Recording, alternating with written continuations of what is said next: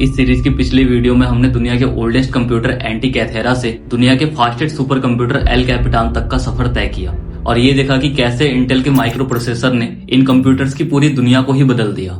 लेकिन इन micro processors की एक लिमिट थी कि इनकी प्रोसेसिंग पावर को डबल करने के लिए हमें नंबर ऑफ ट्रांजिस्टर डबल करने पड़ते हैं, जिसके लिए हमें ट्रांजिस्टर का साइज आधा करना पड़ता है। और ऐसे ही ट्रांजिस्टर का साइज छोटा करते करते आज जो इंटेल का लेटेस्ट माइक्रो प्रोसेसर है उसमें एक ट्रांजिस्टर का साइज 3 नैनोमीटर रह गया है।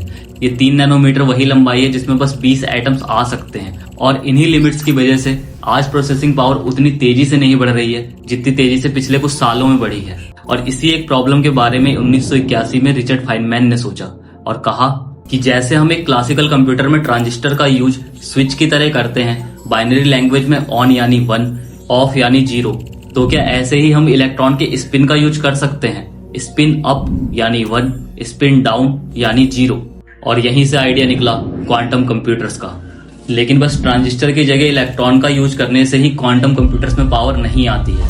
क्वांटम कंप्यूटर्स में जो पावर आती है वो आती है क्वांटम फिजिक्स के 2 मूल सिद्धांतों की वजह से। पहला सुपरपोजिशन और दूसरा क्वांटम एंटेंगलमेंट। सुपरपोजिशन को हमने एपिसोड नंबर 2 में समझा श्रोडिंजर की कैट एक्सपेरिमेंट से, जिसमें एक ही टाइम पर कैट जिंदा भी थी और मर भी चुकी थी। मतलब क्वांटम पार्टिकल्स एक ही टाइम पर 2 स्टेट में हो सकते हैं। और दूसरा क्वांटम एंटेंगलमेंट, जिसमें 2 पार्टिकल्स करोड़ों लाइट ईयर दूर होके भी एक दूसरे से कनेक्टेड होते हैं। तो अब क्वांटम कंप्यूटर्स में इन सिद्धांतों का यूज कैसे किया जाता है, इसको समझने के लिए हमें समझना होगा क्वांटम फिजिक्स के एक बहुत ही इंपॉर्टेंट एक्सपेरिमेंट को, द डबल स्लिट एक्सपेरिमेंट, जिसको हमने एपिसोड नंबर 3 में कवर किया। और आज हम उसी एक्सपेरिमेंट के 2 मेन पॉइंट्स को समझेंगे। देखो, हमने ये देखा था कि quantum particles wave nature show करते हैं और स्क्रीन पर इंटरफेरेंस पैटर्न बनाते हैं। लेकिन ये इंटरफेरेंस भी 2 टाइप के होते हैं, कंस्ट्रक्टिव इंटरफेरेंस और दूसरा डिस्ट्रक्टिव इंटरफेरेंस। कंस्ट्रक्टिव इंटरफेरेंस तब बनता है जब 2 वेव्स सेम फेस में कंबाइन होती हैं, जिससे रिजल्टेंट वेव का एम्पलीट्यूड हाई हो जाता है और इस सुपरपोजिशन की वजह से स्क्रीन पर ब्राइट लाइंस बनती हैं। और दूसरा डिस्ट्रक्टिव इंटरफेरेंस, ये तब बनता है जब 2 वेव्स अपोजिट फेस में कंबाइन होती हैं। इस केस में रिजल्टेंट वेव का एम्पलीट्यूड या तो 0 हो जाता है या फिर मिनिमम, जिस वजह से अब स्क्रीन पर डार्क लाइंस बनती हैं। ब्राइट लाइंस का मतलब है कि वहां पर इलेक्ट्रॉन के मिलने की प्रोबेबिलिटी सबसे ज्यादा हाई है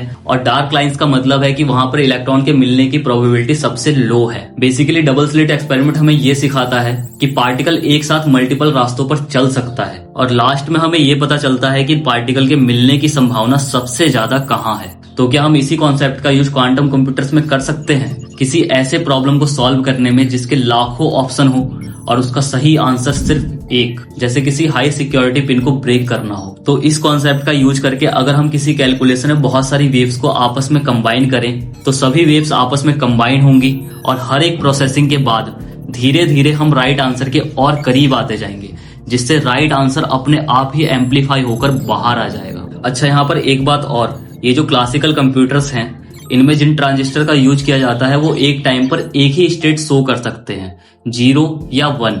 लेकिन ये जो क्वांटम कंप्यूटर्स हैं इनमें जो बिट्स यूज की जाती हैं उनको क्यूबिट्स कहते हैं। ये भी 2 स्टेट में हो सकते हैं, स्पिन अप यानी 1, स्पिन डाउन यानी 0।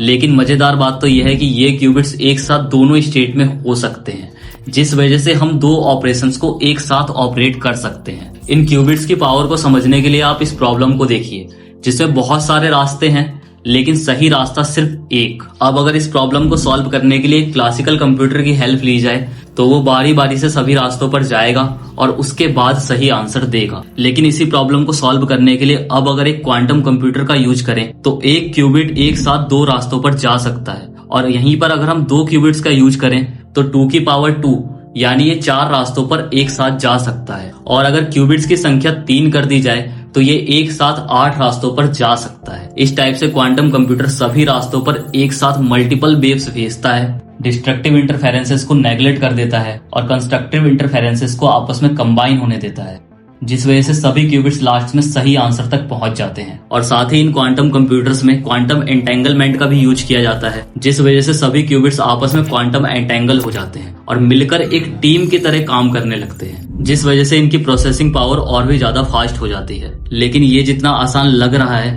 उतना है नहीं। आप जो ये क्वांटम कंप्यूटर देख रहे हो इसको एब्सोल्यूट 0 टेम्परेचर पर रखा जाता है। इसका टेम्परेचर -273 डिग्री सेल्सियस रखा जाता है, जो इस यूनिवर्स में एग्जिस्ट करने वाला सबसे लोएस्ट टेम्परेचर है। ये जो क्वांटम चिप है ये इसके बेस में होती है और जब ये बन जाता है तो इसको इस प्रकार के सिलेंडर में रखा जाता है ताकि बाहर के एनवायरनमेंट से इस क्वांटम चिप को बचाया जा सके, क्योंकि इन क्वांटम प्रोसेसर्स का सबसे बड़ा दुश्मन है क्वांटम डिकोहेरेंस, मतलब उनकी वेव्स में किसी बाहरी इंटरफेरेंस का आ जाना और उनका कोलैप्स हो जाना। और इसी वजह से इन क्वांटम कंप्यूटर्स का टेम्परेचर इतना कम रखा जाता है। और इतना सब करने के बाद भी ये जो क्यूबिट्स हैं ये कुछ माइक्रो सेकेंड्स तक ही एक्टिवेट रह पाते हैं और इसी छोटे से टाइम में वो अपनी सारी कैलकुलेशंस को करते हैं। इस छोटे से टाइम को कोहेरेंस टाइम कहते हैं और यही सबसे बड़ा चैलेंज है इन क्वांटम कंप्यूटर्स को बनाने के रास्ते में। सारी बड़ी कंपनियों के क्वांटम कंप्यूटर्स यहीं पर आकर अटक रहे हैं और यहीं पर गूगल के विलो चिप ने सबको पीछे छोड़ते हुए कोहेरेंस टाइम को 5 गुना बढ़ा लिया है। Google's Willow chip is touted as not just another technology breakthrough, but an evolution. In under 5 minutes, the chip can solve a problem that would take today's most powerful computers 10 septillion years. और इतना करने के बाद भी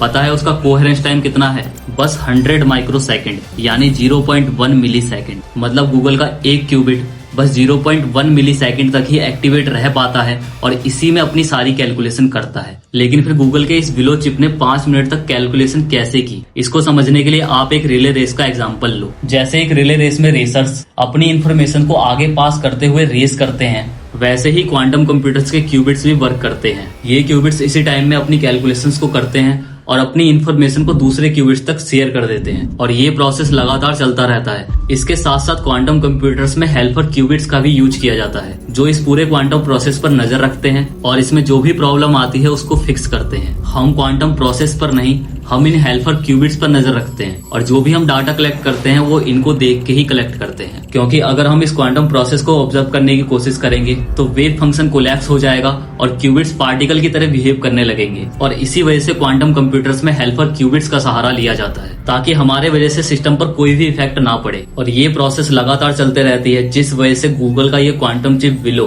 5 minute तक calculation कर पाया। लेकिन अभी कोई भी quantum computer real life problem को सॉल्व नहीं कर पा रहा है। लेकिन अगर हम किसी तरह इन क्वांटम कंप्यूटर्स को और बेहतर बना पाए और क्लासिकल कंप्यूटर्स की तरह ही इनका यूज कर पाए तो हमारा फ्यूचर बिल्कुल ही चेंज हो जाएगा। इनके आने से एक ऐसी दुनिया के दरवाजे खुल जाएंगे जिसकी अभी हम बस कल्पना कर सकते हैं। सबसे पहले तो हम किसी भी बीमारी की दवाई बहुत जल्दी ढूंढ पाएंगे और किसी भी न्यू वायरस के स्ट्रक्चर और फॉर्मेशन के बारे में डीपली स्टडी कर पाएंगे, जिससे उसका एंटीवायरस तैयार करने में बहुत ही कम टाइम लगेगा और लाखों लोगों की जिंदगियां बचाई जा सकेंगी। इस खतरे को अभी हमने कोविड-19 के दौरान देखा ही है। उसमें हमें कैसे वैक्सीन को बनाने में कई महीने लगे, जिस दौरान बहुत से लोगों की जान चली गई। इन क्वांटम कंप्यूटर्स का दूसरा यूज हम यूनिवर्स की मिस्ट्री को समझने में कर पाएंगे, जैसे black hole, wormhole, dark energy, alien life और भी ना जाने क्या क्या।